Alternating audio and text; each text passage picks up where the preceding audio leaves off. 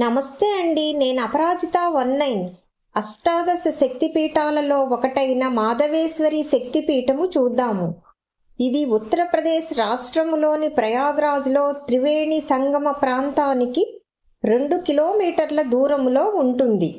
కాశీ పట్టణానికి 120 కిలోమీటర్ల దూరములో ఉంటుంది. సుందరమైన ఆర్కిటెక్చర్తో నిర్మించారు. ఆలయ ఎంట్రన్స్ కు అటు ఇటు పెద్ద పెద్ద సింహాల ప్రతిమలు ఉంటాయి.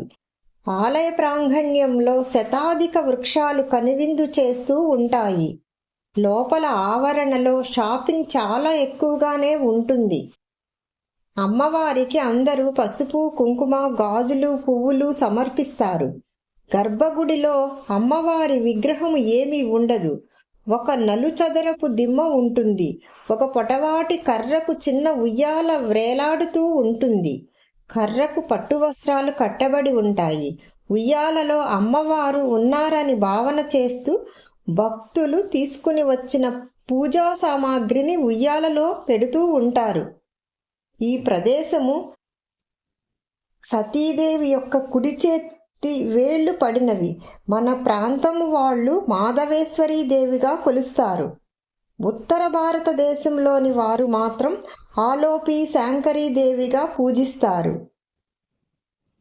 ఆలోపి అంటే మాయం అవటమని అర్థము. పూర్వము ఈ ప్రాంతమంతా దట్టమైన అటవీ ప్రాంతము. ఈ ప్రాంత ఆడపిల్లలకు వివాహం చేసి అత్తవారింటికి పంపేటప్పుడు ఒక పల్లకి ఏర్పాటు చేసి అందులో పెండ్లి కూతుర్ని కూర్చోబెట్టి కానుకలు, సారె అవి పెట్టి పంపించేవారట. అలా ఒక పెండ్లి కూతురు వెళుతూ ఉండగా మార్గమధ్యములో గజదొంగలు దాడి చేసి భటులను హింసించి కానుకలు అవి తోచుకున్నారట. ఆ సమయంలో పెండ్లి కూతురు మాధవేశ్వరీ దేవిని ప్రార్థించగా అమ్మవారు పెండ్లి కూతురిని మాయం చేసినారట.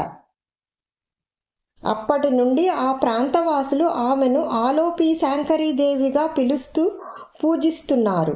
అక్కడి ఎవరికైనా పెండ్లి సంబంధం కుదిరితే ముందుగా పెండ్లి కూతుర్ని తీసుకుని ఇంట్లో ఉన్న వారందరూ ఆలయానికి వెళ్ళి అమ్మవారిని దర్శించి పెండ్లి పనులు మొదలు పెడతారు. ఆలయము భక్తులతో కళకళలాడుతూ ఉంటుంది. ఆలయం ఆర్కిటెక్చర్ కూడా చాలా అందంగా ఉంటుంది.